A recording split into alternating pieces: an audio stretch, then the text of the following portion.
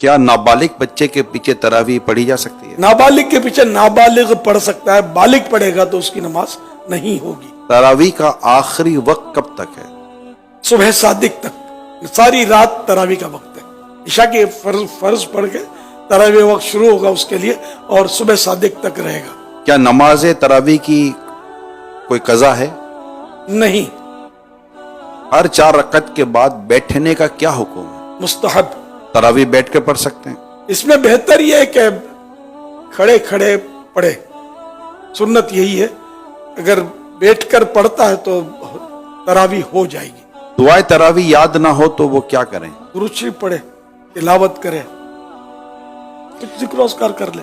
جہاں 3 دنوں میں 8 دنوں میں ختم قرآن ہو گیا تراویح میں، تو کیا بقیہ دنوں میں تراویح پڑھی جائے گی؟ تراویح روزانہ ہر مسلمان مرد و عورت عاقل بالغ کے لیے سنت ہے، سنت موقدہ ہے، سارا مہینہ پڑھنی ہوگی۔ اسلامی بہنوں کو گھریلو مصروفیات کی وجہ سے تراویح کے تعلق سے کیا کوئی رخصت ہے؟ ان کو بھی پڑھنی ہے، مصروفیات تو مردوں کی بھی ہوتی ہے، تراویح پڑھنی چاہیے، سنت موقدہ۔